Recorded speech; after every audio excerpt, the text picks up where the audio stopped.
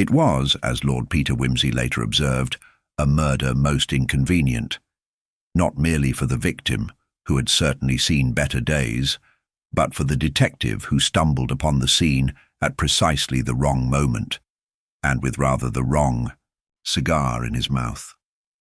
The occasion was a soggy Thursday in early November, the sort that insists on its dampness with the grim persistence of a solicitor's letter.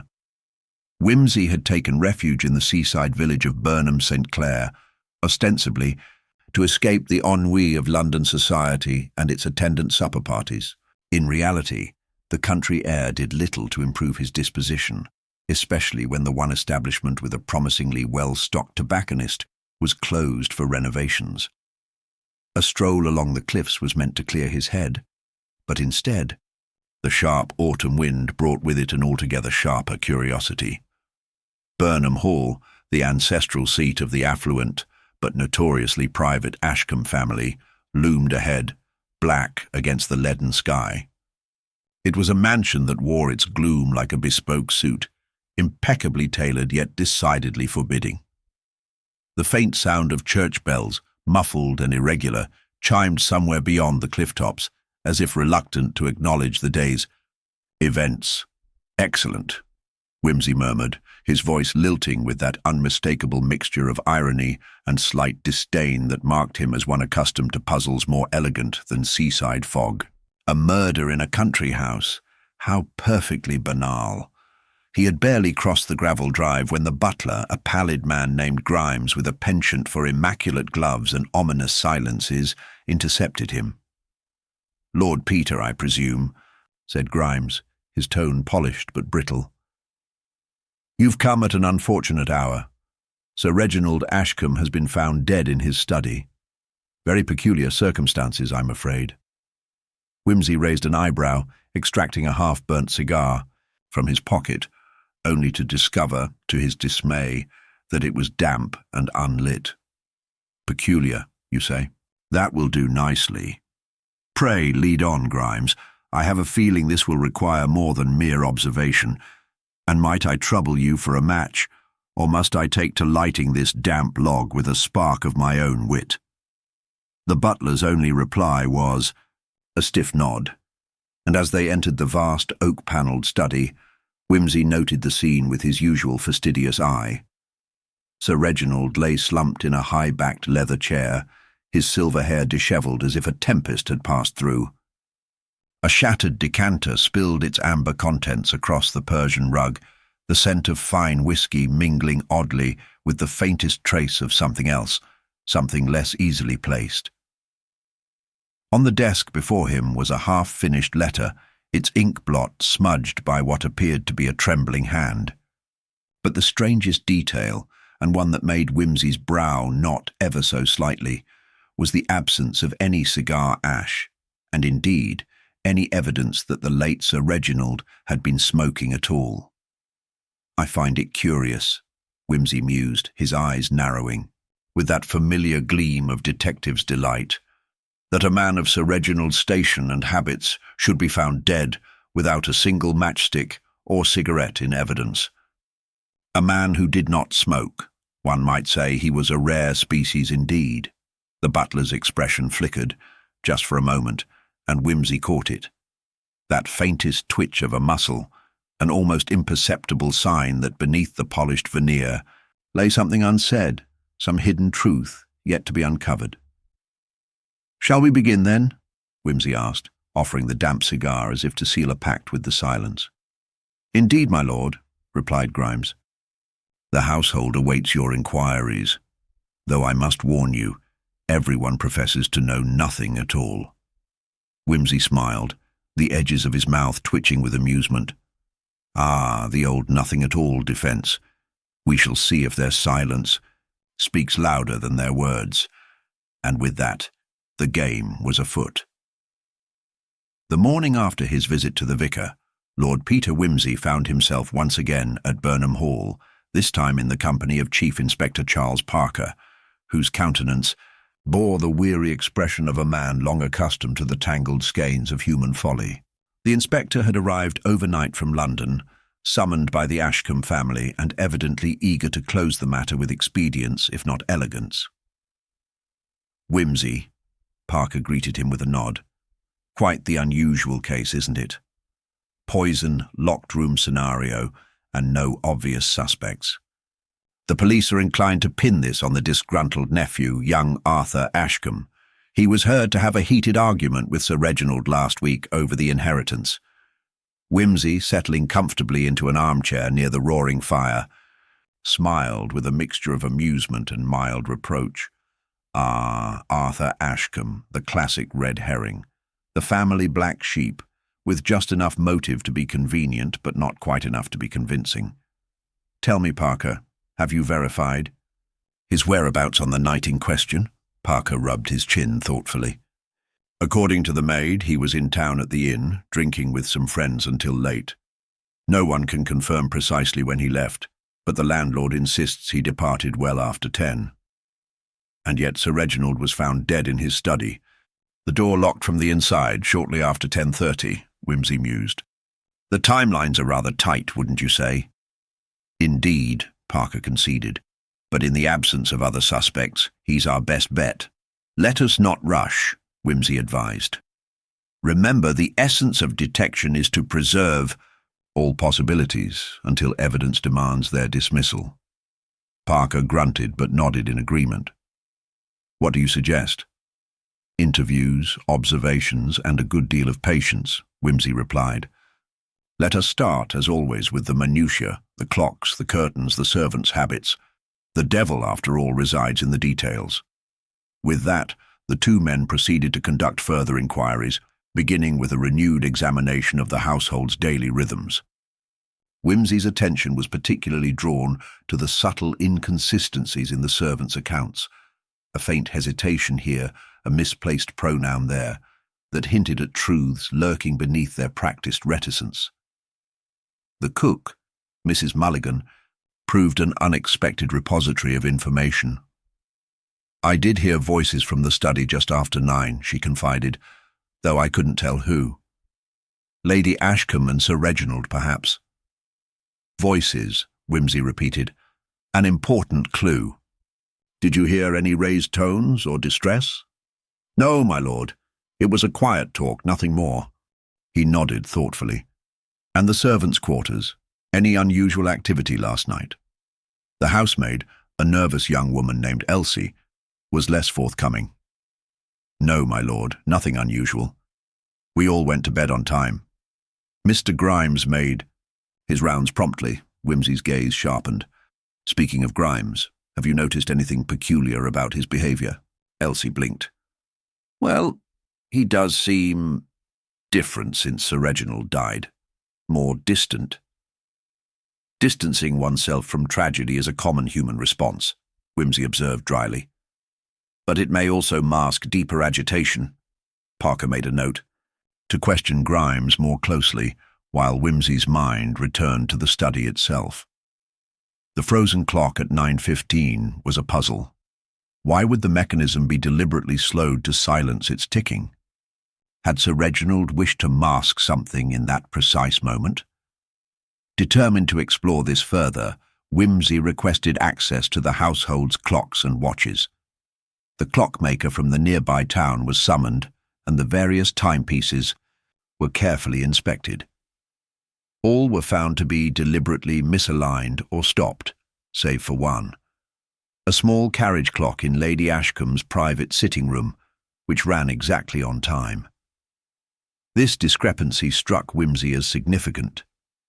Why preserve one clock accurately while muting the others? He wondered aloud. Could it be a signal, a code, or simply a means to confuse? The answer, he suspected, lay in the unspoken conversations between the family and their servants, those subtle exchanges unnoticed by outsiders, but crucial to understanding the household's undercurrents. Meanwhile, Parker had taken it upon himself to interview Arthur Ashcombe at the inn. The young man was indeed irritable, a mixture of arrogance and desperation, yet his alibi appeared solid. Witnesses confirmed his presence well past the estimated time of death. though the possibility of a quick departure was not entirely dismissed. Returning to Burnham Hall, Parker reported, "If Arthur didn't do it, then we're left with the family and staff. But everyone insists they were elsewhere when Sir Reginald died. Truth and lies often wear the same mask," Wimsey said quietly. "Let us test these alibis against the timeline more rigorously." The detective began to reconstruct the evening with meticulous care. Dinner had been served promptly at 7:30, with Sir Reginald taking his usual solitary meal in the study, attended only by the butler. Lady Ashcombe had dined in the drawing-room, ostensibly engaged in correspondence and reading. Grimes's testimony was precise. After serving the brandy, he departed the study at 9, locking the door behind him. The soundproofing of the heavy oak door was excellent, and no voices or noises were reported thereafter by the household. Yet, as Wimsey pondered, there was the matter of the faint scent in the study, a peculiar chemical aroma mingled with the whiskey. He requested samples be taken for analysis, suspecting the poison might have a distinctive odor or residue. Later that afternoon, Wimsey was joined by the chemist who had examined the scene. The man confirmed traces of atropine, a deadly toxin derived from belladonna, known for its slow onset and agonizing symptoms. Atropine, Wimsey repeated, a substance both archaic and sophisticated. It is not commonly found in domestic settings.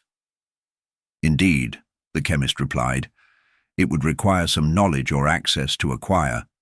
This piece of information caused Wimsey to reflect anew on the identity of the murderer. The toxin's rarity suggested someone with either medical knowledge or connections to pharmacology, possibly the doctor or a learned family member. Intrigued, Wimsey returned to question Dr. Harrington more closely, this time in private. "Doctor," he began, "would you say atropine is a poison one could administer without detection?" "Difficult, but not impossible," Harrington replied. "It can be disguised in a drink or food, especially if the victim is unsuspecting." "Do you believe Sir Reginald was aware of the danger?" The doctor hesitated. He was a cautious man. If he suspected poison, he would have taken precautions. This statement was a key. If Sir Reginald knew or suspected he was under threat, the locked door from within could have been a means to protect himself, or to stage an illusion. Wimsey's thoughts turned to the letter once more. What burden was Sir Reginald bearing that might have driven him to secrecy, quarrel, or even fatal paranoia? That evening, a chance remark from Lady Ashcombe gave new direction. While speaking with Wimsey in the drawing-room, she mentioned a recent visitor, an old friend of Sir Reginald's, one Mr. Philip Crane, a man of ambiguous repute and questionable occupation.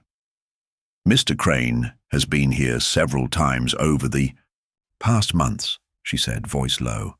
"Sir Reginald trusted him implicitly, though I always found him unsettling." "Unsettling how?" Wimsey pressed. His eyes, his manner. He spoke often of debts and favours owed. Sir Reginald seemed burdened by him. The name struck a chord. A man who might provide access to rare poisons, with a motive tied to past debts. Wimsey decided to pursue this lead immediately. The following morning, he visited the village post office and learned that Mr. Crane had been spotted leaving Burnham Hall the night of the murder, long before Sir Reginald's death was discovered. A further inquiry revealed that Crane had recently fallen out of favour with the family and was rumoured to have threatened Sir Reginald over money owed. The detective also learned from the village innkeeper that Crane had been seen in an altercation with Arthur Ashcombe days earlier, a confrontation filled with bitter words and veiled threats. Wimsey's web of connections tightened. There was motive, opportunity, and the means, yet the locked room and absence of forced entry remained a vexing barrier.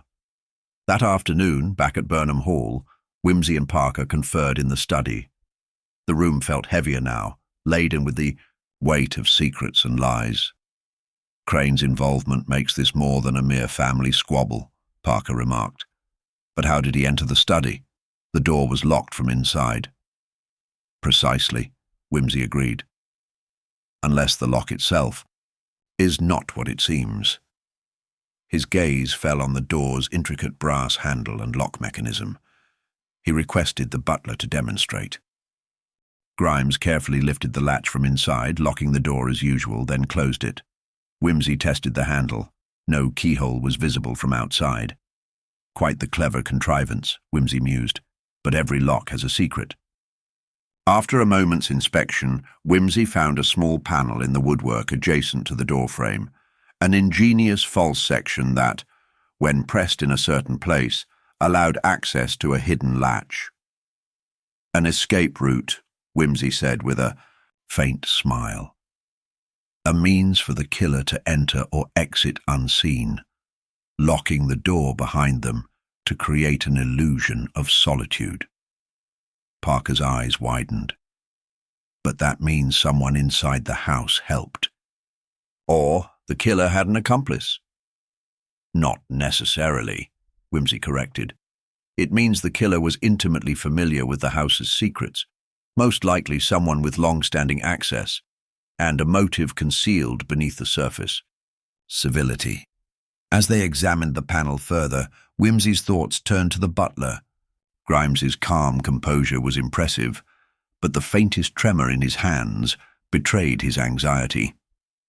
Whimsy resolved to watch him more closely. The day waned, and the sea wind swept through the windows, carrying with it the mingled scents of salt, peat, and distant thunder. Lord Peter Whimsy lit a fresh cigar at last, this one dry and fragrant, and settled in to consider the unfolding enigma. The man who did not smoke had died in a room locked from within. The poison was rare, the suspect's motives tangled, and the household veiled in silent complicity. But in the quiet logic of deduction, even the smallest anomaly was a beacon, and Whimsy was determined to follow it, no matter how dark the path. B2. Discovery of the secret panel near the study door had introduced a new complexity to the case, one that Lord Peter Whimsy found both invigorating and, naturally, a touch irritating. The lock's cleverness was hardly surprising in a household as old and steeped in tradition as Burnham Hall, but it demanded a reconsideration of the timeline and the list of possible suspects. That evening, Whimsy resolved to inspect the house, with the butler absent. He was curious to understand exactly how the panel was manipulated, and whether any marks or wear betrayed frequent use. The oak panel gave a faint resistance when pressed, and with a subtle, almost imperceptible click, it slid inward, revealing a narrow recess behind the doorframe, just large enough for a slender hand or a thin object. His mind, always inclined to the mechanical and psychological puzzles alike, conjured a series of scenarios. The killer, he mused, must have known this secret. It was not a feature one stumbled upon by accident. It was a hidden design for discreet passage, perhaps used by servants in the days before modern keys and locks. Whimsy's reflections were interrupted by the arrival of a telegram from London, brought by a breathless postman. The message was brief. The chemical analysis of the poison was now complete, confirming beyond doubt that the atropine had been extracted from a cultivated source, not a crude mixture. This suggested premeditation and access to rare ingredients, strengthening the hypothesis that the poison was deliberately sourced rather than impulsively administered. He shared the news with Inspector Parker the next morning, who appeared less impressed by the chemical subtlety than by the practicalities. Premeditated or not, we still have no concrete evidence linking anyone except young Arthur and that unpleasant Mr. Crane. Crane remains a suspicious character, Whimsy agreed, but as yet no proof beyond gossip and half-heard threats. Then what next, Lord Peter? We've combed through the household, interviewed everyone from Lady Ashcombe to the scullery maid, and turned over every inch of the estate. What are we missing? Whimsy smiled mildly, the expression that always accompanied a concealed insight. Patience, Parker. The answer often lies where we least expect it, among the overlooked or dismissed. With this cryptic remark, Wimsey returned to his inquiries, turning his attention back to the servants, whose dutiful silence often concealed more than they realized. The housekeeper, Mrs. Withers, was an elderly woman with sharp eyes and a sharper tongue. She had been with the Ashcombs for over 30 years and knew the rhythms of Burnham Hall as intimately as any clock. Mrs. Withers, Wimsey began during their interview in the dim light of the servants' hall, you have seen many comings and goings over the years. Has anything about the household changed recently? Any visitors who stayed longer than usual, or servants? Acting out of character, she paused, considering carefully. Well, my lord, there was a new footman who came and went rather quickly, James Ryder. Strange fellow, kept to himself mostly, and left quite suddenly last week just before Sir Reginald's death. Wimsey's interest piqued. Left? Was there a reason given? None that I know of. He said he had family to tend to in London, but he took no leave-taking with the rest of us. Parker frowned. I don't recall that name from the staff list, exactly. He was hired quietly, perhaps through Mr. Crane's recommendation, Mrs. Withers replied. I always thought it odd. He seemed out of place. Could he have been involved in the murder? Parker asked. Possible, Wimsey said thoughtfully. A footman with a secret past, disappearing days before the crime, is a convenient suspect. Wimsey requested a thorough search for James Ryder, dispatching word to local stations and acquaintances. Meanwhile, he scrutinized the staff's habits and routines further. It was notable, for instance, that the clocks in the servants' quarters remained untouched, still halted at the same time as the study clock, as if frozen in a moment of suspended reality. On a whim, Wimsey asked to see the laundry receipts and deliveries. This seemingly trivial request produced unexpected fruit. It emerged that Lady Ashcomb's personal wardrobe had recently included a fine cashmere shawl stained with a faint trace of an unfamiliar substance. Chemical testing later identified the residue as belladonna, the plant source of atropine. The implication was clear and disturbing. The poison might have been administered through a personal item, perhaps transferred in an unguarded moment. When confronted, Lady Ashcombe dismissed the discovery with an elegant wave. Such things are easily explained by the use of herbal tinctures and remedies. We live close to the moors. Folk often rely on old remedies. Wimsey, however, was not convinced by such facile explanations. He sensed a carefully constructed performance, designed to deflect suspicion rather than address it. Grimes carefully lifted the latch from inside, locking the door as usual, then closed it. Wimsey tested the handle.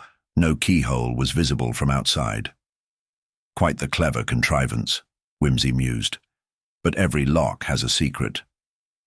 After a moment's inspection, Wimsey found a small panel in the woodwork adjacent to the doorframe, an ingenious false section that, when pressed in a certain place, allowed access to a hidden latch. An escape route, Wimsey said, with a faint smile. A means for the killer to enter or exit unseen, locking the door behind them to create an illusion of solitude. Parker's eyes widened.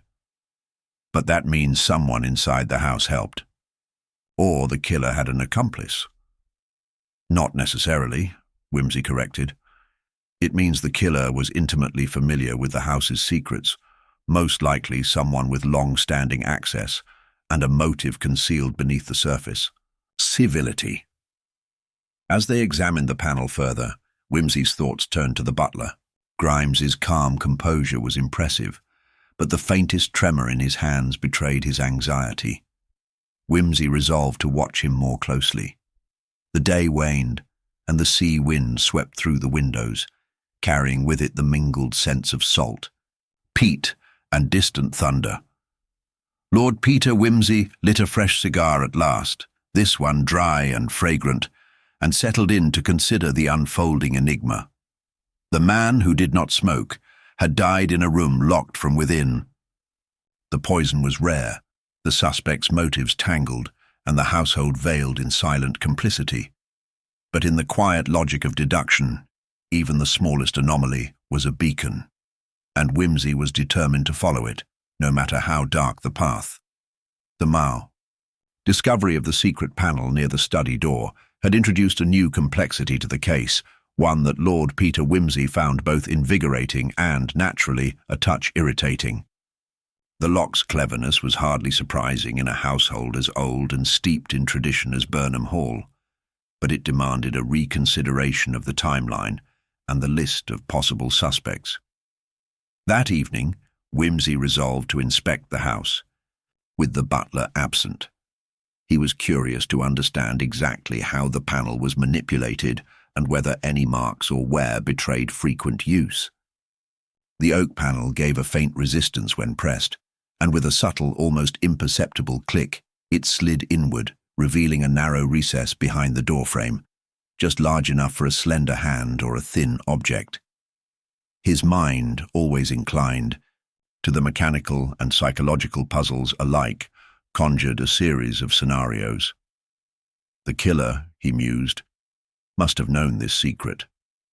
It was not a feature one stumbled upon by accident. It was a hidden design for discreet passage, perhaps used by servants in the days before modern keys and locks. Wimsey's reflections were interrupted by the arrival of a telegram from London, brought by a breathless postman. The message was brief.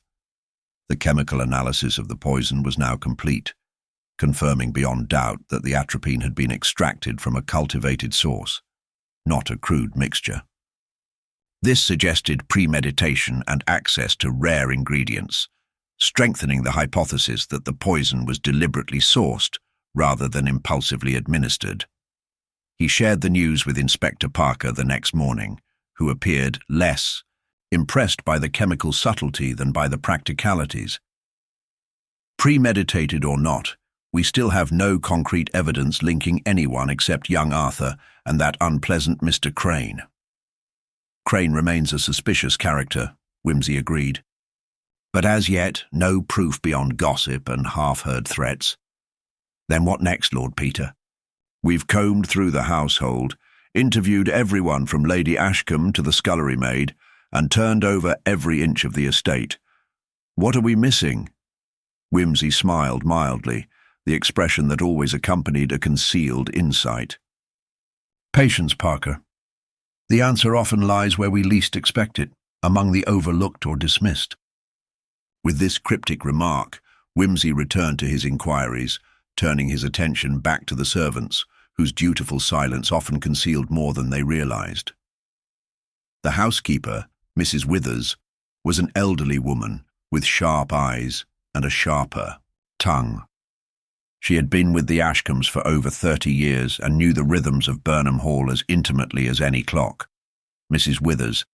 Wimsey began during their interview in the dim light of the servants' hall. You have seen many comings and goings over the years. Has anything about the household changed recently? Any visitors who stayed longer than usual, or servants, acting out of character? She paused, considering carefully. Well, my lord, there was a new footman who came and went rather quickly, James Ryder.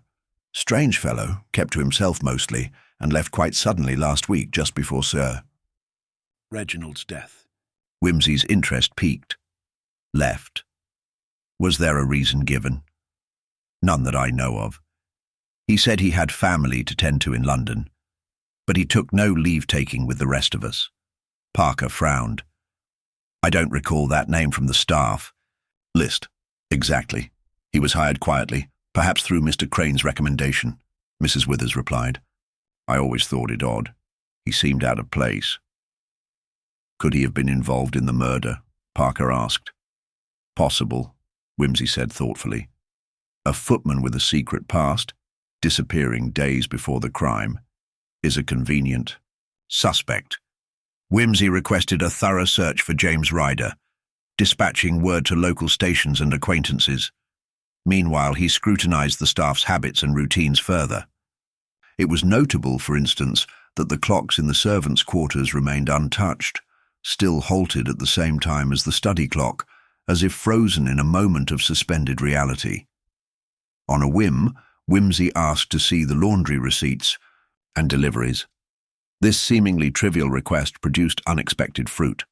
It emerged that Lady Ashcombe's personal wardrobe had recently included a fine cashmere shawl stained with a faint trace of an unfamiliar substance. Chemical testing later identified the residue as belladonna, the plant source of atropine. The implication was clear and disturbing. The poison might have been administered through a personal item, perhaps transferred in an unguarded moment. When confronted, Lady Ashcombe dismissed the discovery with an elegant wave. Such things are easily explained by the use of herbal tinctures and remedies. We live close to the moors. Folk often rely on old remedies. Whimsy, however, was not convinced by such facile explanations. He sensed a carefully constructed performance, designed to deflect suspicion rather than address it. Whimsy allowed the weight of this revelation to settle. The secret panel, the back staircase, the rare poison, all threads converging on Philip Crane. Yet there was another piece still missing, the motive beyond debt and threats. Why poison? Why the elaborate deception of the locked room? Whimsy's gaze swept the room. Lady Ashcombe, Mr. Ryder's account suggests that Mr. Crane acted alone. But is that the truth? Was there anyone else aware of these plans? The lady's composure cracked, and she glanced toward the closed study door. There are things you don't understand, Lord Peter. The past holds burdens we keep hidden, even from ourselves. Before further probing, the detective turned to Parker. We must bring Mr. Crane here. Parker nodded, already on the telephone. Soon word came that Crane was to be found at a small inn outside the village. Whimsy prepared for the confrontation, his mind circling the possibilities. Crane could be the perpetrator, or merely a pawn in a deeper game.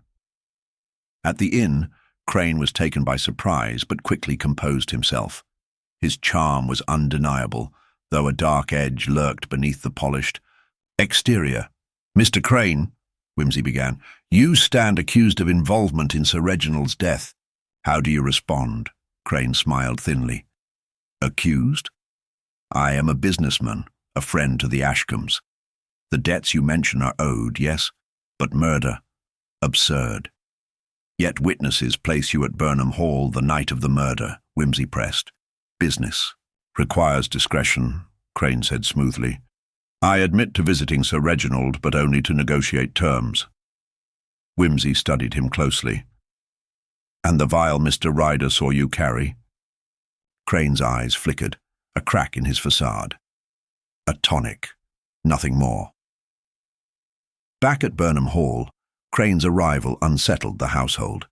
Whimsy observed interactions with keen interest, noting a silent communication between Crane and Lady Ashcombe, subtle and fraught.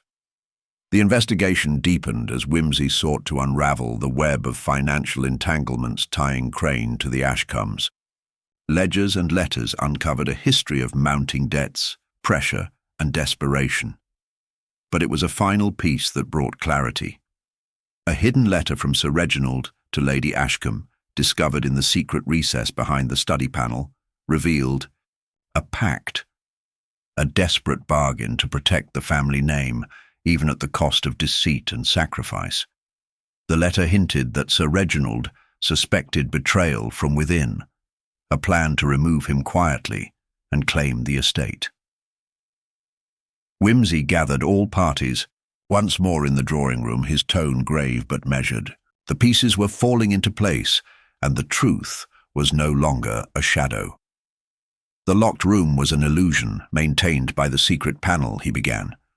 The poison, atropine, was administered by one familiar with both the house and its inhabitants. His gaze settled on Grimes, the butler, whose usually imperturbable demeanor betrayed a slight tremor. You had access to the study and knowledge of its secrets. Grimes's composure shattered. I I only wanted to protect the family. Mr. Crane threatened us all. Yet your loyalty led you to murder, Wimsey said gently, to silence Sir Reginald before he could reveal the truth. In the stillness that followed, Grimes confessed, revealing a tangled web of fear, loyalty, and desperation. The case closed. The household breathed a tentative sigh of relief, though shadows lingered in the corners. Wimsey, ever reflective, understood that beneath the surface of genteel society lay secrets that would always challenge justice, and that even the most carefully locked rooms could not contain the truth forever. The confession had left the drawing-room hushed, the weight of Grimes's words settling like a dense fog upon the assembled faces. Yet, as Lord Peter Wimsey watched the butler's downcast eyes, a flicker of doubt remained in his own, a quiet suspicion that the narrative, though plausible, might still be incomplete. There was always something disquieting about the perfect confession, as if the criminal sought to close the book prematurely, before all the pages were examined. Grimes, Wimsey began, his tone soft but edged with that characteristic precision that brooked no evasion. You say you acted to protect the family, a noble motive, if mistaken. But tell me, did you act alone, or was there collusion within these walls? The butler's gaze wavered, a subtle tremor betraying the steel beneath his polished exterior. I acted alone, my lord. No one else knew of the secret panel or the plan. Mr. Crane's threats left me little choice. Mr. Crane's threats, Wimsey mused aloud. Yet you admit to seeing him carrying a vial the night of Sir Reginald's death. Pray, how does one reconcile that with your claim of solitary action? Grimes's hands clenched, knuckles whitening. I found the vial after the fact. It was not mine to carry. I only wished to destroy it, but the opportunity never arose. Wimsey inclined his head. An interesting assertion, but one that demands corroboration. Before the room could respond, a quiet cough interrupted proceedings. Lady Ashcombe, pale but composed, stepped forward, her voice measured yet carrying a subtle steel. Lord Peter, might I add that fear and desperation can make strange bedfellows. It is true that Philip Crane threatened us, but there are truths still concealed, secrets that Grimes alone could not have uncovered. Wimsey regarded her with mild surprise. Madam, you suggest then that more than one hand was at work in this tragedy? Her nod was slight but firm. Sir Reginald's death was not merely a matter of poison and secret panels. There were rivalries, jealousies, and shadows of the past, threads intertwined in ways even we scarcely grasp. The detective's eyes sparkled with renewed interest. Then, Lady Ashcombe, I trust you will enlighten us as to these threads, lest we chase ghosts in the dark. She hesitated, then produced a small folded letter from within her reticule. This was found among Sir Reginald's papers after his death, a note unsigned but unmistakably written in a hand known to us all.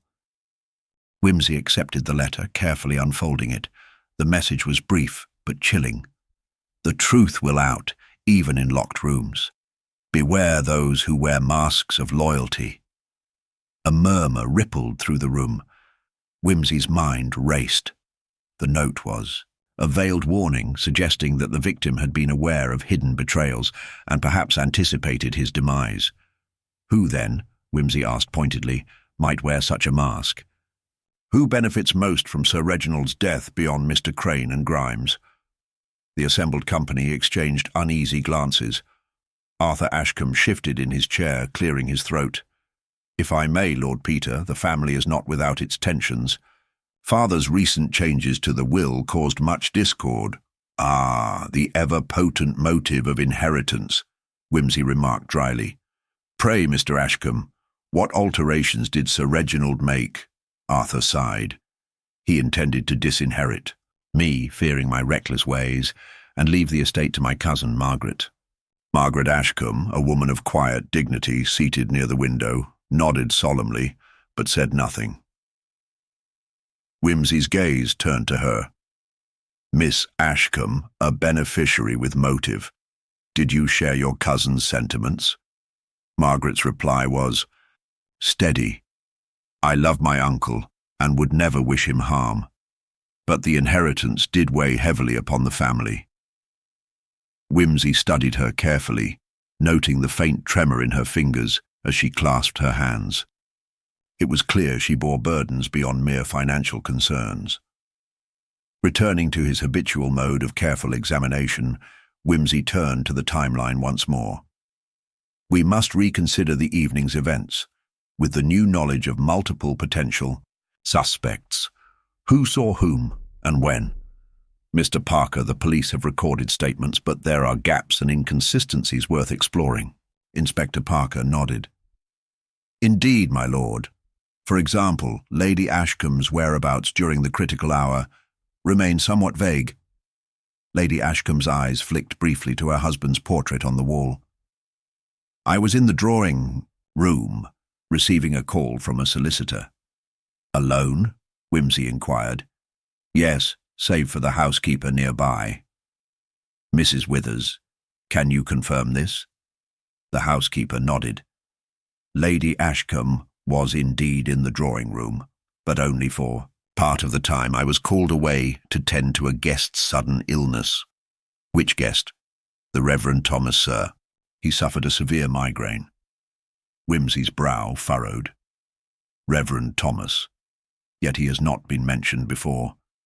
Pray, what is his connection to Burnham Hall? Lady Ashcombe answered softly. He is the local vicar, a distant family friend, who occasionally visits. Interesting, Whimsy said, a man with ecclesiastical influence and proximity to the household. As the investigation unfolded, Whimsy arranged for a discreet conversation with the Reverend Thomas. The vicar was a gentleman of austere manners and modest speech, though his eyes held a sharp intelligence. In truth, my lord, the Reverend admitted, I have been concerned about the Ashcombe family's troubles. Sir Reginald confided in me on occasion, and I feared the consequences of his entanglements with Mr. Crane. Did you visit Burnham Hall on the night of the murder? Yes, though only briefly.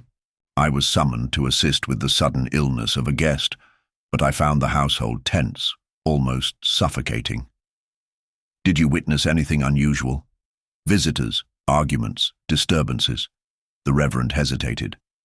I heard raised voices from the study, but could not discern the speakers. Whimsy nodded thoughtfully. A valuable observation. And were you aware of the secret panel behind the study door? No, my lord. That is most unsettling.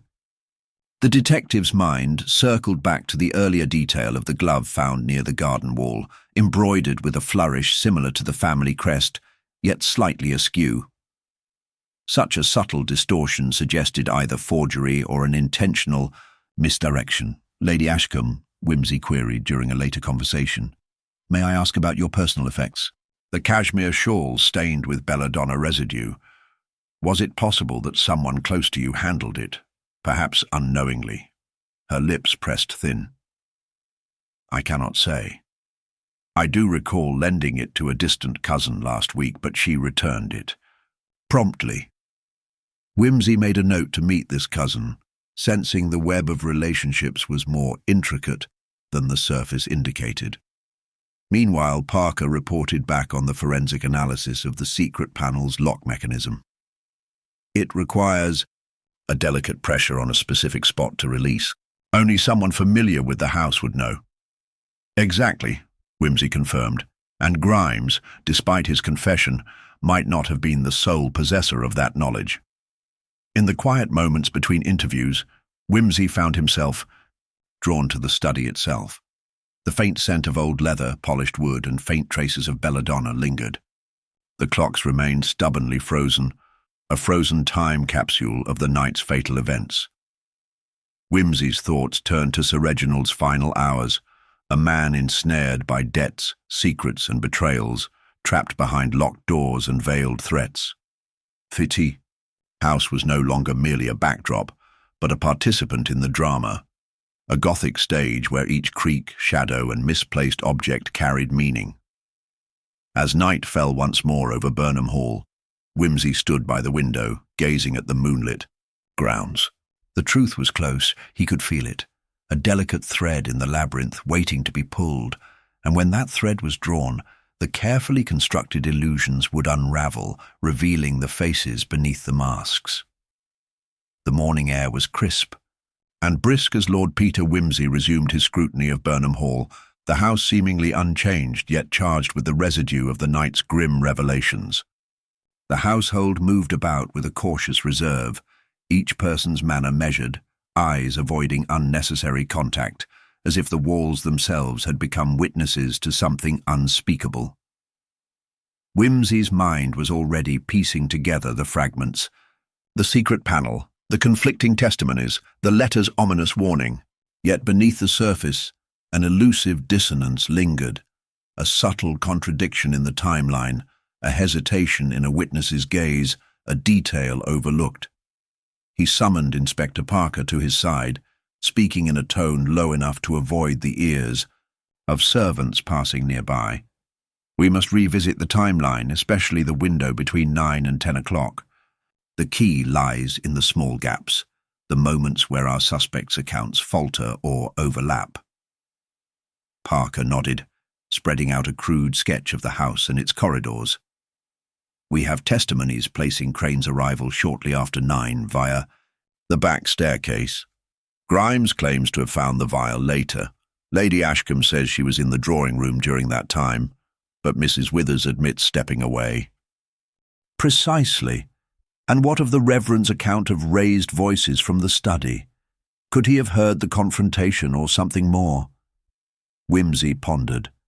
The study's soundproofing is uneven, designed to muffle voices in the hall, yet permitting faint echoes into adjacent rooms. The drawing room lies directly opposite. A knock at the door interrupted them, and Mrs. Withers entered, her face pale but resolute. "My lord, I have just recalled something. On the night in question, when I left Lady Ashcombe for the briefest moment, I noticed the curtains in the study were drawn slightly askew. Not quite closed, but not fully open either. It seemed out of place." Wimsey's eyes narrowed thoughtfully. "An apparently trivial detail, Mrs. Withers, but one that may be significant. The study's curtains usually remain drawn tightly for privacy. A slant could suggest a deliberate attempt to allow or deny visibility." He dismissed her with, "Thanks," and turned to Parker. "We must inspect the study again, focusing on the curtains, windows, and possible lines of sight." As they moved to the study, Wimsey's fingers traced the fabric, noting the slight unevenness. Stepping to the window, he opened the sash carefully, letting in a whisper of the garden's chilled air. The positioning allowed a partial view of the east side of the house, where the garden wall and the discarded glove had been found. Wimsey's mind flicked back to that glove, embroidered with the Ashcombe crest, yet misaligned. A sign, perhaps, of deliberate mimicry or a hurried planting to mislead the investigation. "Who would gain from misdirection?" Wimsey murmured. Parker considered. Lady Ashcombe's cousin, perhaps, or even Arthur himself, if tensions over inheritance were as severe as suggested. Wimsey shook his head slightly. "No, too obvious. The true culprit is rarely the one we suspect most readily." Returning to the drawing room, Wimsey invited Arthur Ashcombe for a private conversation. The young man's restless demeanor betrayed nerves thinly veiled beneath a veneer of composure. "Mr. Ashcombe," Wimsey began, "you've spoken of your father's intentions to disinherit you. How did you react to this news?" Arthur's jaw tightened. "With anger, naturally. I loved my father, but he was a stern man, prone to sudden decisions. The prospect of losing the estate was devastating." "Did you confront him?" "I did several times, but the more I pressed, the more distant he became. I feared losing his respect even more than the inheritance. And where were you on the night of his death? Arthur hesitated, then replied, In the village, at the pub. Several people saw me. An alibi. Somewhat. I did leave briefly, to clear my head. Wimsey's brow furrowed. Alone, you say? Or did you meet someone? Arthur shifted uneasily. I met Philip Crane, actually. We had a heated discussion. He was desperate about the debts and wanted to broker a deal. Did you know the nature of this deal? No, only that it involved money in the estate. Wimsey leaned forward. And was this the last time you saw your father? Arthur nodded slowly. Yes. I returned home afterward but did not see him. The detective's mind mapped the sequence anew. Arthur's quarrel with Crane, his absence from the hall during the critical window, Lady Ashcombe's mysterious cousin, the Reverend's unexpected presence, all pieces of a complex puzzle, yet still lacking a definitive corner to anchor the truth. As the day wore on, Wimsey requested to examine Sir Reginald's correspondence in greater detail. Among the letters was a series of notes from a solicitor, indicating recent amendments to the will and references to a codicil, an addendum that supposedly redressed the balance of inheritance, but which had not been officially recorded. Wimsey's eyes caught a faint watermark on the final letter, a small emblem associated with a particular London law firm known for handling delicate family matters discreetly. This discovery prompted another meeting, this time with Miss Margaret Ashcombe. Her initial composure was guarded, but beneath it lay a quiet fortitude. Miss Ashcombe, Wimsey began, can you shed light on your relationship with your uncle and the supposed codicil? Margaret's gaze softened. Sir Reginald and I were close. He confided in me often about the family's troubles.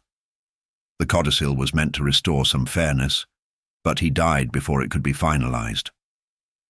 Were you aware of any opposition to this? She nodded slowly. Arthur was deeply upset.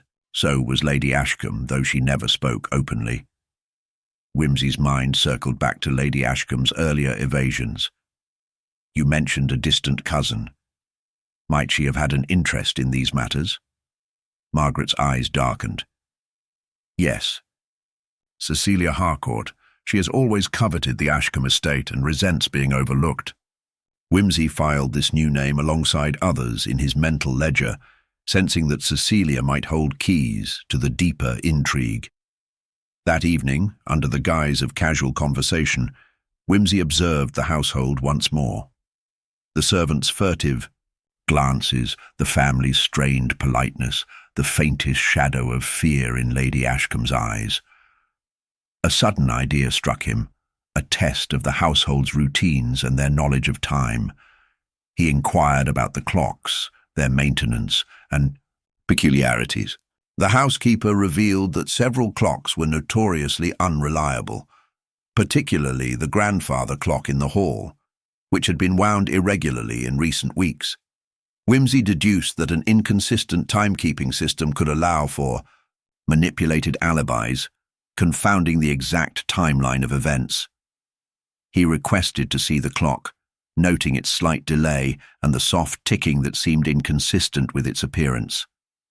Mr. Parker, Wimsey said quietly, I suspect that whoever planned Sir Reginald's death exploited this flaw to mask their movements. The inspector nodded. We should examine all timepieces and cross-reference with witness statements. As the night deepened, Wimsey contemplated the patterns emerging, the conflicting motives, the hidden alliances, the subtle manipulations of time and space within the house. Burnham Hall was a stage of secrets, where every detail, from a crooked curtain to a faulty clock, held significance. And somewhere in this complex weave lay the truth of Sir Reginald's demise, waiting patiently for the final unraveling. The morning after his observations about the clocks, Lord Peter Wimsey found himself wandering once again through the stillness of Burnham Hall. The house, despite the ongoing investigation, retained that peculiar blend of stately charm and whispered unease, like a grand piano out of tune. Every polished surface, every worn carpet, seemed to hum faintly with secrets just beyond hearing. His footsteps led him back to the study, where the slight misalignment of the curtains had first caught his attention. He pulled them fully aside, allowing daylight to flood the room, revealing the faint outline of dust on the windowpane, disturbed only in one narrow vertical strip. Whimsy's fingers traced this line thoughtfully, an almost imperceptible groove where the fabric's edge might have brushed against the glass. "This, Parker," he said when the inspector joined him, "is no accident. Someone opened this window, perhaps to gain a view, or to signal." Parker frowned. "Signal? To whom?" "That remains to be discovered, but it suggests a secret communication or a clandestine meeting that the household denies." Whimsy moved to the window's latch and examined it closely. "This window, unlike the others, does not lock properly. A fault long overlooked, I gather." "Yes, my lord. The handyman mentioned it last autumn, but never got around to repairing it." Whimsy's gaze sharpened. "Convenient, isn't it? It affords an easy ingress or egress without disturbing the locks inside." He stepped away, pacing with the slow deliberation of a man assembling an invisible jigsaw. The overlapping alibis, the inconsistent clocks, the disturbed dust, all pointed to an intruder, or at least a secret passageway within the household's narrative. Summoning Mrs. Withers once more, Whimsy questioned her gently about the house's daily routines and any odd occurrences she might have noticed. The housekeeper hesitated before admitting she'd seen Cecilia Harcourt slip out through the garden at odd hours over the past week. "Always alone, my lord, and always just after." "Dusk. Did she ever enter through the study's window?" "No, never that I saw. But she was adept at avoiding notice." This revelation added a new shade to Cecilia's character, a woman both bold and secretive, whose stake in the Ashcombe legacy was far from innocent. Whimsy turned his attention to the family's servants conducting discreet interviews with the butler and the maid who had been closest to Sir Reginald.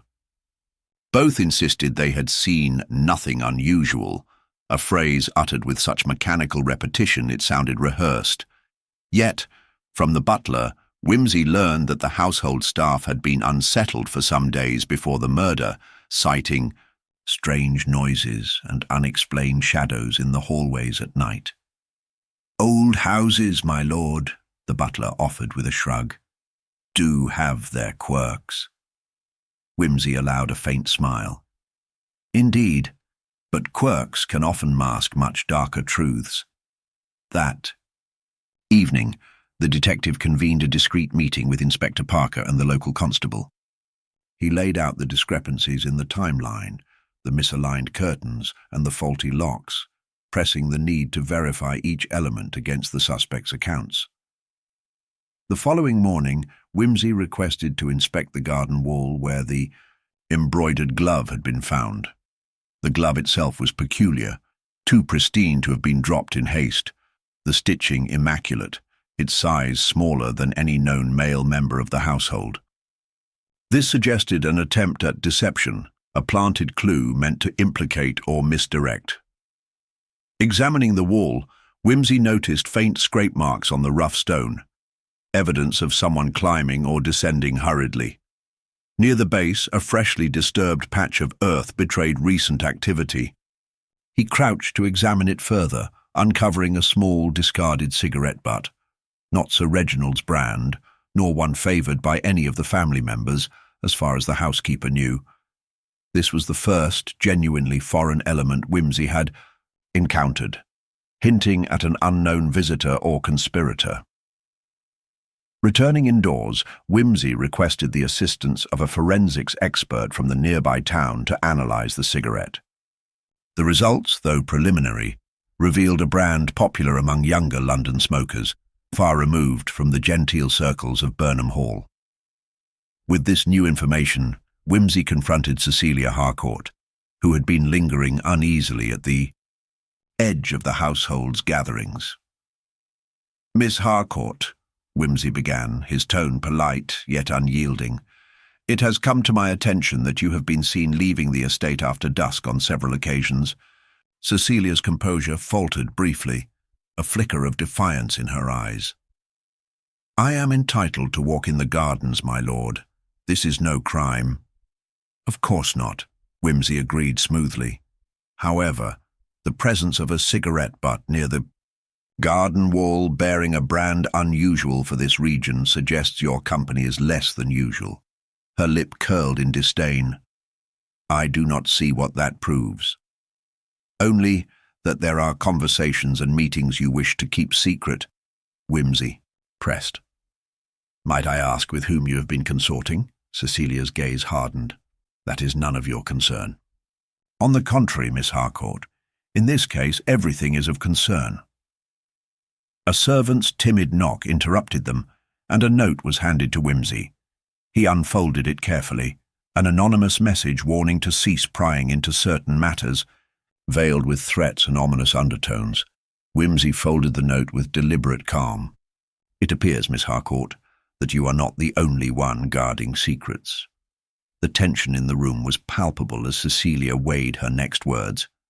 Finally she said, "Perhaps, but caution is wise when digging into the affairs of the Ashcombe family."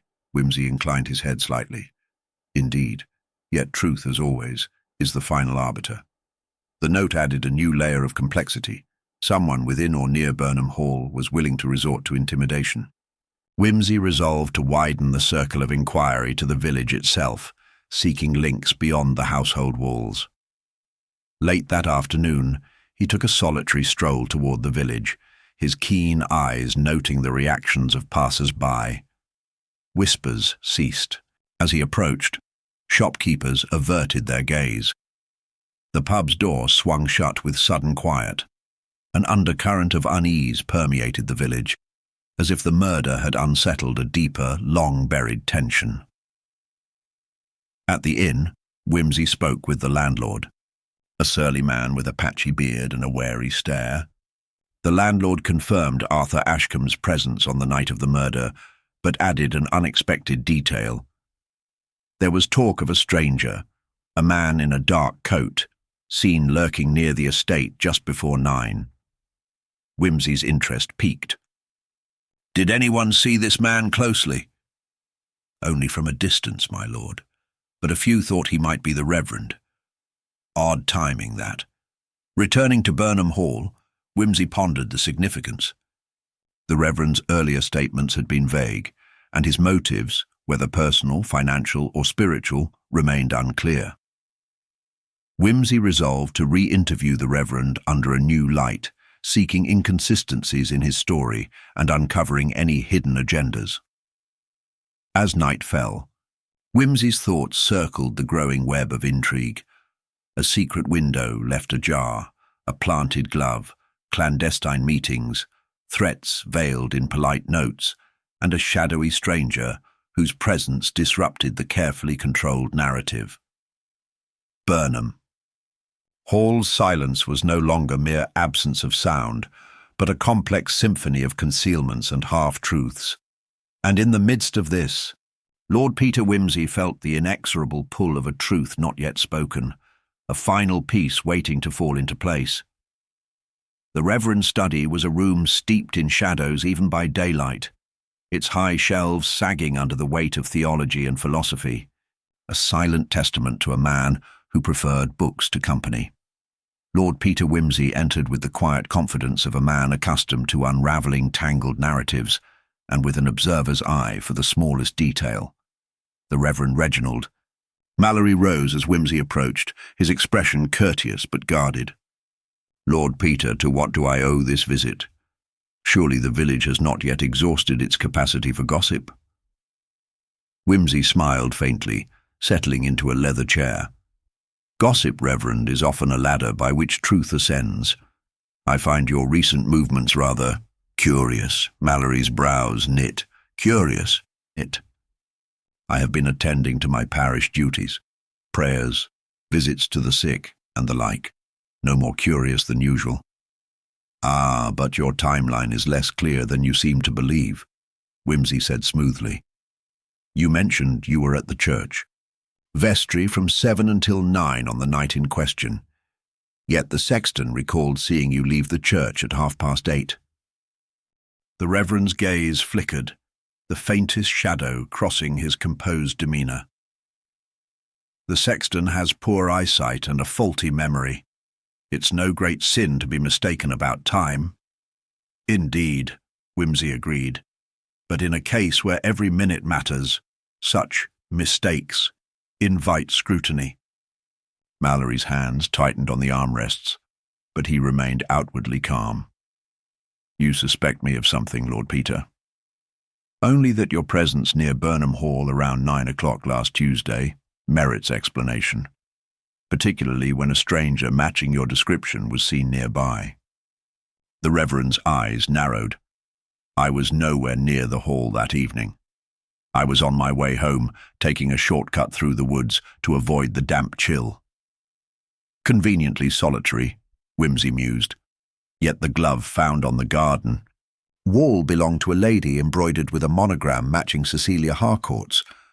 One wonders what a lady's glove was doing so far from her usual haunts, or why it was placed there at all. Mallory's composure cracked, a flicker of irritation betraying him. Speculation, Lord Peter. You may well find yourself chasing shadows. Shadows that often reveal more than the light, Reverend. Tell me, what is your relationship with Cecilia Harcourt? A faint blush crept to Mallory's cheeks, quickly concealed. She is a parishioner, nothing more. I have no cause for entanglement beyond spiritual guidance. Wimsey regarded him steadily. Yet you appear uneasy discussing her, perhaps because your interest extends beyond the purely pastoral. The Reverend's lips pressed into a thin line. You would do well to mind your tone, my lord. Wimsey rose, his gaze still fixed. As you will, Reverend. But I advise you to reflect carefully on your words. The truth, sooner or later, demands daylight. Leaving the study, Wimsey's mind was a whirl of possibilities. The Reverend's veiled discomfort suggested a relationship far more complicated than publicly admitted, a hidden alliance or perhaps a bitter grievance. Either could provide motive or cover for the murder.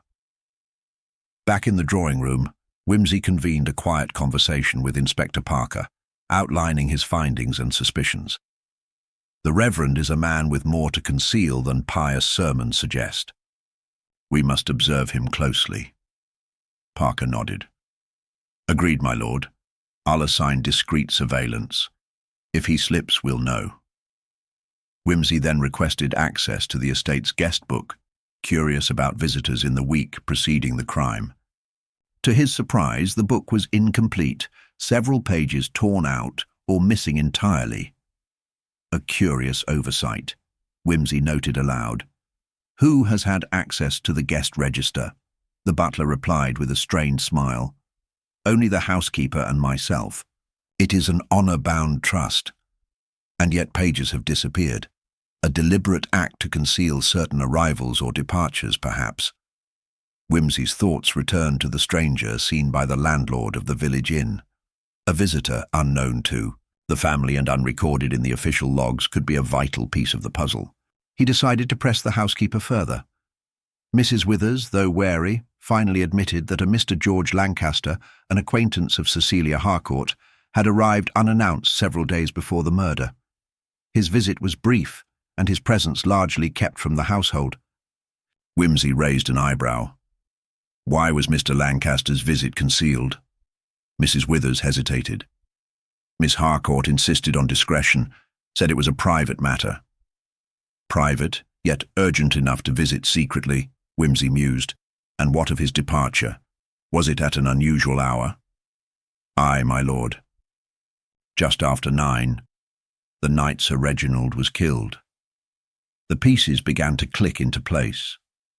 A secret visitor, a concealed timeline, an uneasy reverend, and the glove planted as misdirection, it painted a picture of a complex conspiracy rather than a simple crime of passion. Wimsey resolved to locate Mr. Lancaster without delay.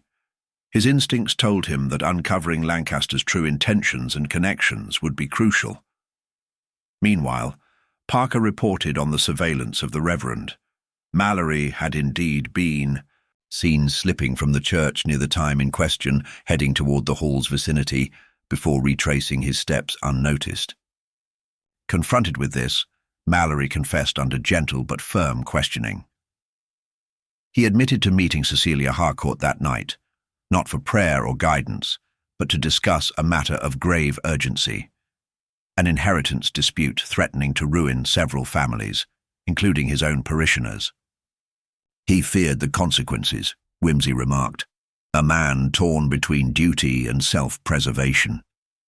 Yet the Reverend denied any involvement in the murder, insisting he had parted ways with Cecilia before the fatal hour.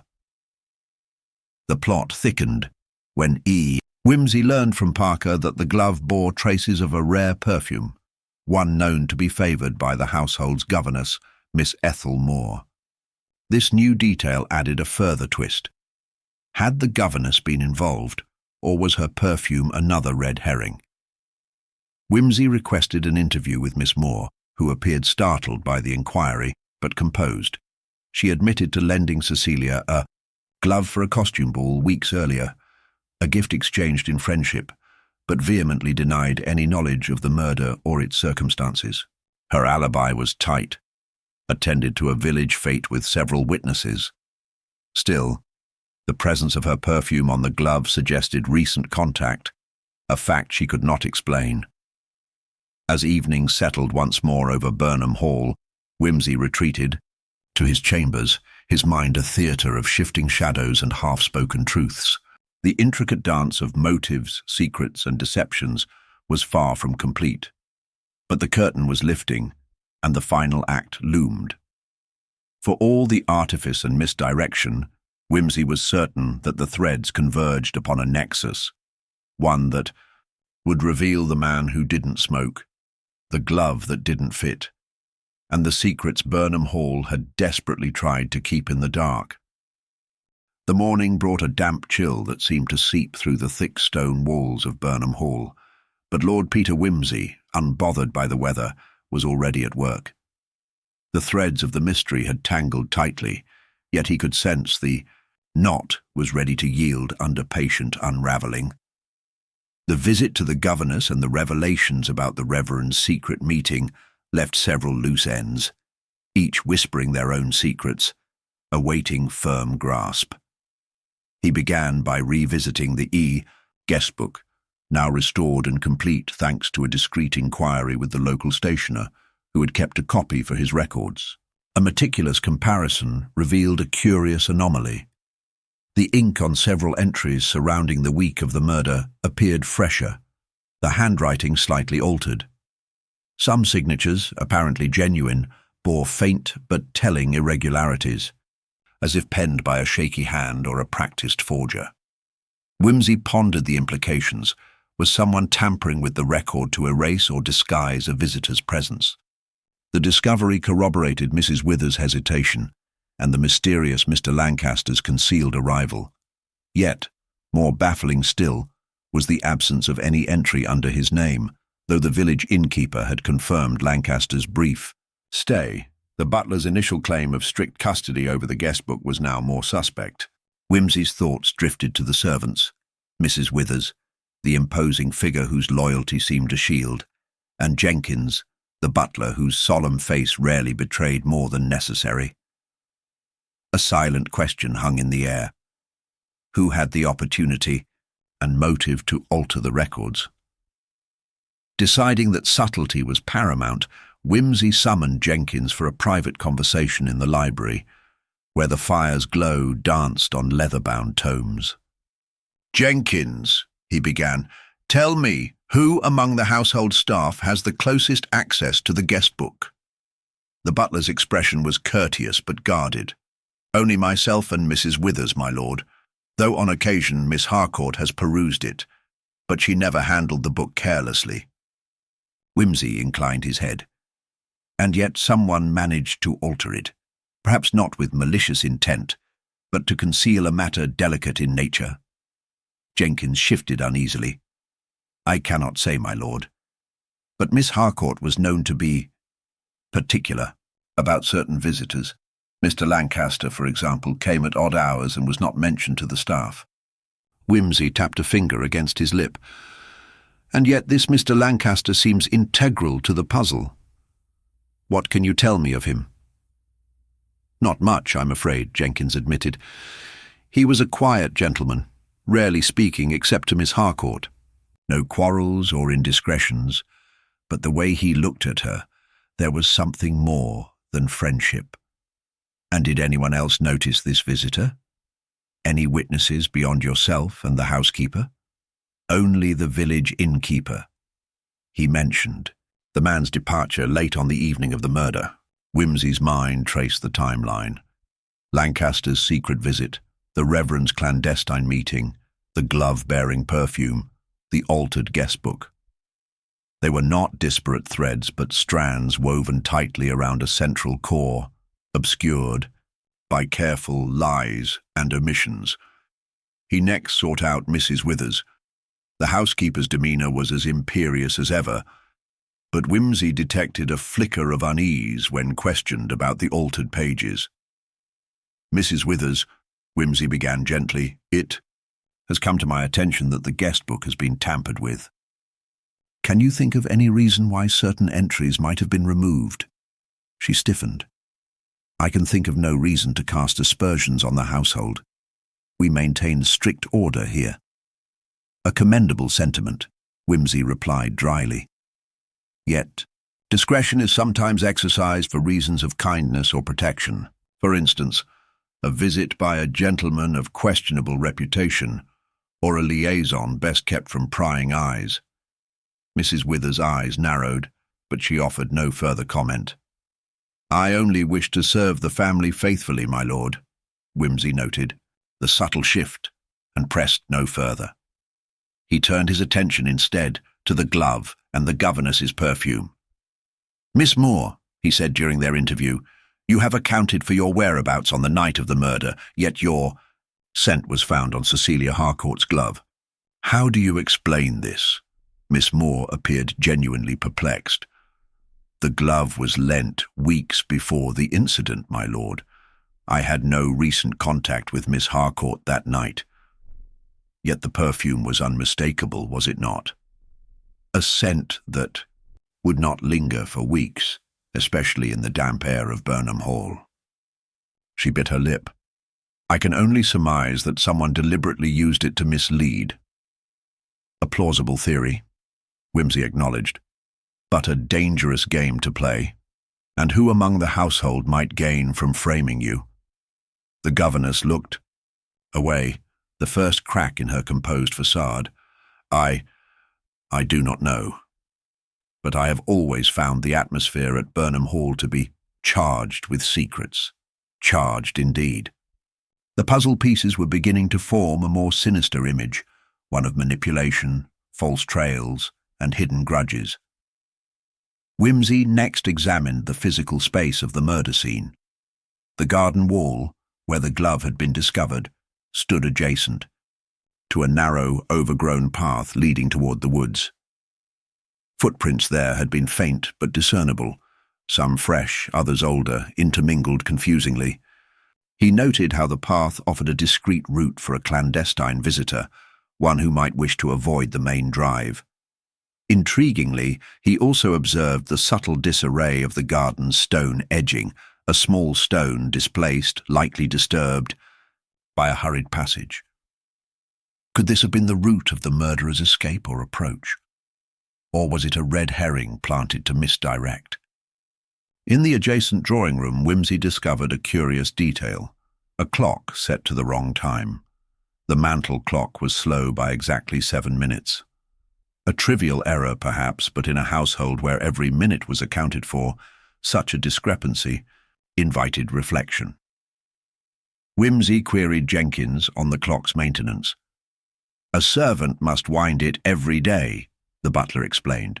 but the housekeeper often adjusts the time to match her wristwatch. Aha, Whimsy said. And the housekeeper's watch is reliable. Jenkins shrugged. Miss Withers is a stickler for punctuality, but of course no timepiece is infallible. Still, the clock's lag could have allowed for discrepancies in alibis, providing a false sense of time. It was a detail to be confirmed against other timekeepers in the house, the kitchen clock, the church clock, and the village inn's large public timepiece. With the chronology increasingly under suspicion, Whimsy requested that Parker and his men conduct a precise time audit of the village clocks and verify any inconsistencies. Meanwhile, Whimsy turned his attention to the Reverend's confession about the inheritance dispute. He began to investigate the legal documents surrounding the contested estates. What emerged was a tangled web of wills, codicils, and informal agreements, some unsigned or suspiciously convenient in their timing. The most notable detail was a recently drafted will favouring Cecilia Harcourt, which had been kept secret. If it had come to light, it might have unsettled the fragile balance of power and wealth in the village, implicating several influential families. Whimsy pondered. Who stood to gain most from its concealment? And who would be desperate enough to kill to ensure it never saw the light of day? A call from Parker interrupted his thoughts. Lord Peter, we have located Mr. Lancaster. He is staying at a nearby lodge. Shall I bring him here for questioning? Whimsy smiled thinly. Most certainly. It is time we learn precisely what secrets he carries. As the afternoon sun fought through the grey skies, casting long shadows across Burnham Hall, the stage was set for revelations. The web of falsehoods, fear, and ambition was tightening, and Whimsy's keen mind was poised to strike at the heart of the mystery. The man who didn't smoke, the missing pages, the glove drenched in perfume, all pointed toward a final, unsettling truth, one that would expose not only the murderer, but the fragile human frailty beneath the polished veneer of Burnham Hall. The late afternoon light slanted through the tall mullioned windows of Burnham Hall's drawing room as Lord Peter Whimsy settled into a deep leather armchair opposite the visitor whom Parker had escorted through the labyrinthine corridors moments earlier. Mr. Reginald Lancaster, the elusive figure at the centre of so many questions, appeared every bit the unremarkable. Gentleman, neatly dressed, courteous to a fault, and bearing a faint, almost imperceptible tremor in his hands. Yet beneath this veneer of calm lay a tension that only heightened the room's charged atmosphere. Whimsy allowed a faint smile to curl the corner of his mouth as he regarded the man. Mr. Lancaster, I trust you found the countryside agreeable, though I confess I rather doubt you came merely to enjoy the serenity of Burnham. Lancaster's eyes flickered briefly, betraying a flicker of nervousness. I assure you, Lord Peter, my visit was of a private nature, nothing more. But in mysteries of this sort, one soon finds that private and public are seldom far apart. Pray, enlighten me as to your acquaintance with Miss Harcourt. The visitor hesitated, then sighed. Miss Harcourt and I were companions in our youth. Though circumstances separated us, I sought her out recently to discuss a matter of importance, something I believed should remain between us. Whimsy inclined his head, his gaze sharpening. A matter of importance? Could it perhaps relate to the inheritance disputes that have recently unsettled the village? Lancaster's lips tightened. Miss Harcourt mentioned the will favouring her. She was fearful of its consequences. Indeed. And did you encourage her fears, or attempt to assuage them? I did my best to reassure her, but I suspect others had different designs. A shadow passed over the visitor's features. There were those who wished to see her removed from the equation, if you will forgive my candour. Whimsy's eyes gleamed. And would you say you have an adversary in this? Lancaster swallowed visibly. If only the truth were so simple. The conversation paused as Parker discreetly closed the door and stood sentinel near the window. Whimsy's mind raced, piecing together the strands that had gradually emerged: the altered guest book, the glove soaked in perfume, the slow clock, the mysterious visitor, the web of concealed wills. Each a small cog in a larger mechanism of human frailty and ambition. "Mr. Lancaster," Wimsey said, "your arrival and departure times do not appear in the guest book, which, as you might understand, raises suspicions. Might I ask, did you take pains to conceal your presence?" "Miss Harcourt wished to keep my visit confidential," Lancaster admitted. "She feared scandal, and I respected her wishes." Scandal is a curious creature in these villages, ever lurking beneath the genteel facade, ready to pounce, Wimsey observed. Yet the question remains: who benefits most from secrecy and fear? The visitor's eyes darted momentarily toward the door, then back. "I do not claim innocence in all matters, Lord Peter, but I am no murderer." "Quite so. Neither was Miss Harcourt, I believe, and yet one among you has committed a grievous act." Wimsey rose and paced slowly to the window, glancing out as the sun dipped lower, casting the garden into shadow. "Tell me, Mr. Lancaster, were you aware of the Reverend's secret meeting on the night of the murder?" A flicker of recognition crossed Lancaster's face. "I was not. The Reverend kept his affairs close. That meeting, I suspect, holds a key. You see, while the physical evidence points toward the garden wall and the glove, the real crime is one of timing, of misdirection." He turned, his voice dropping to a confidential murmur. "The glove was planted, no doubt to implicate Miss Moore or to send a message. But the scent of her perfume was an illusion, a carefully constructed deceit." Lancaster frowned, unsettled. "If not she, then who?" Wimsey's eyes twinkled with the faintest hint of triumph. "That, my good sir, is precisely what we shall uncover. But first I must revisit a certain detail that has nagged me: the clock in the drawing-room, slow by 7 minutes. He moved toward the mantelpiece and gently adjusted the timepiece to the correct hour, then continued. This seemingly trivial discrepancy allowed our murderer a slender margin of error in alibi. Imagine the importance of 7 minutes when plotting a crime. Wimsey resumed his seat, steepling his fingers. "I have had the village clocks examined and compared with this one. The kitchen clock runs a minute fast, the church clock is exact, and the inn's timepiece runs late by 4 minutes. The staggered inaccuracies provide ample opportunity for a clever criminal to exploit." Lancaster's face paled. "You suggest the alibis are flawed?" "Precisely, and more than flawed.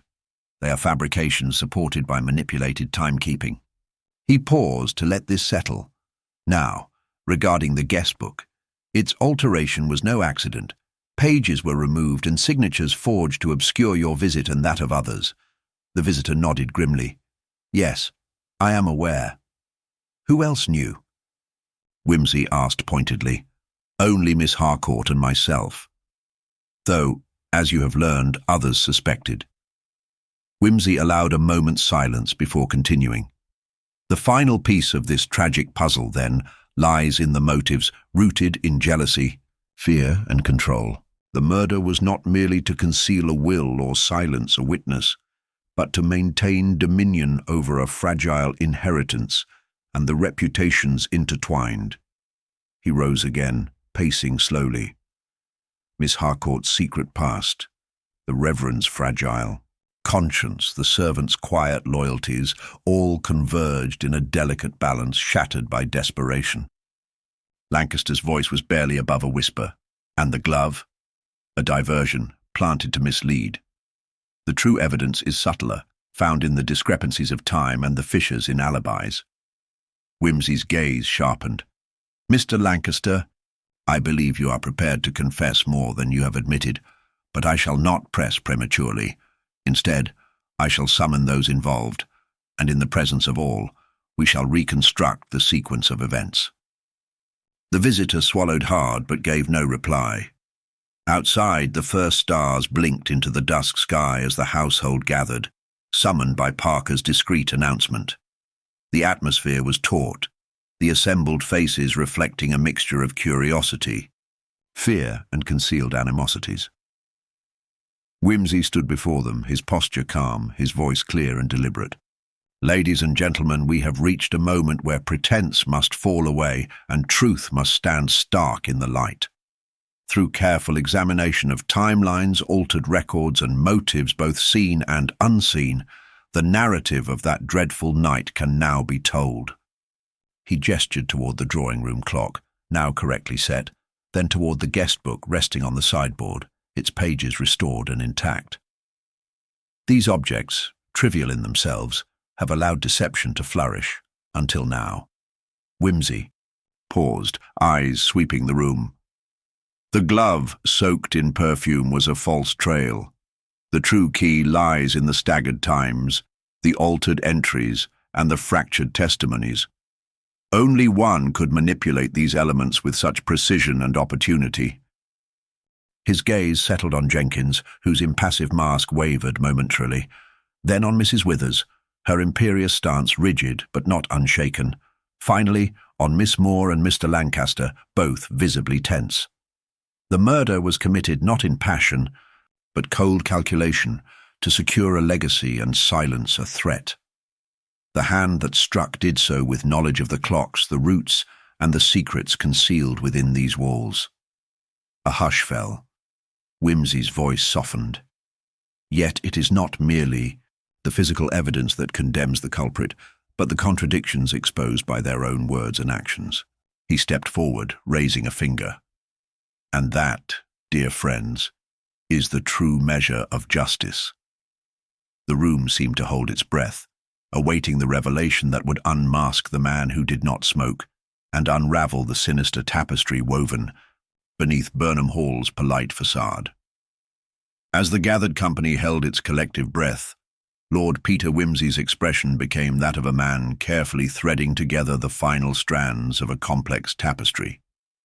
His voice, always calm but tinged with the faintest air of theatricality, filled the room once more. "Ladies and gentlemen, we have travelled together through shadows of deceit, petty jealousies, and carefully crafted illusions. The glove, the clock discrepancies, the altered guest book, all devices employed by one individual who believed themselves cunning enough to manipulate time and truth alike. Yet it is in the minutiae where the great deceivers falter." He paused, allowing the weight of his words to settle.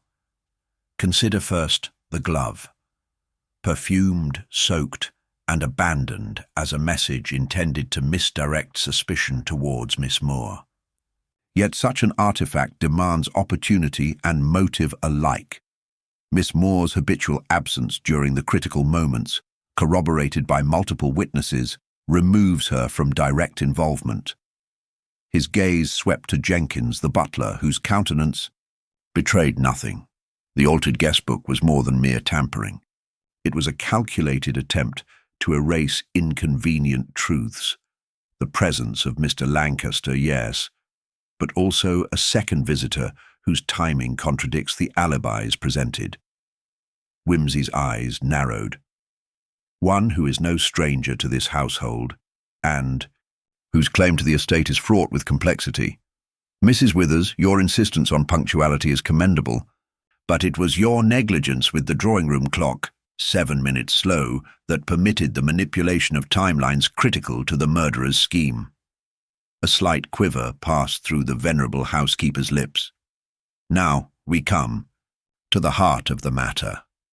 The only person with unfettered access, knowledge of every corner and corridor, and a vested interest to silence Miss Harcourt's revelations, was none other than the Reverend Alistair Bellamy himself. A collective murmur arose. The Reverend, dignified yet visibly shaken, held Wimsey's gaze without flinching.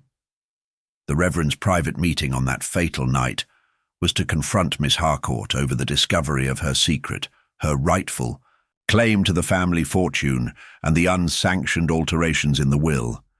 Fearful of losing his influence and reputation, he chose to extinguish that threat. Wimsey's voice grew quietly firm. The murder was executed with cold deliberation, timed to exploit the slow clock and obscured by falsified entries in the guest book. The perfumed glove, planted to suggest an outsider's involvement, was in truth a deliberate fabrication. He stepped closer to the Reverend. "Your denial is unsurprising, but the evidence, both physical and psychological, cannot be denied. The soundproof study where you met Miss Harcourt, the missing salver that contained the letter threatening to expose you and your own inconsistent testimony betray you." The Reverend sagged as if the weight of exposure had finally crushed his resolve. "I did it to protect the church, to protect my standing. She threatened everything." Wimsey inclined his head, a mixture of pity and stern justice in his eyes. "And in doing so, you destroyed a life and tainted the sanctity you claimed to uphold." The room was silent, but for the Reverend's trembling confession. Parker moved quietly to summon the constables. Wimsey turned to the assembled guests with a faint smile. Thus, the man who did not smoke was unmasked, not by smoke or mirrors, but by the relentless logic of time, motive, and circumstance. He lit a cigar, the rich aroma filling the still air. "Justice, my dear friends, often comes not with a bang, but with the patient tick of a well-kept clock." With a nod of farewell, Lord Peter Wimsey took his leave of Burnham Hall, the mystery resolved, but the echoes of human frailty lingering long after the candles were extinguished.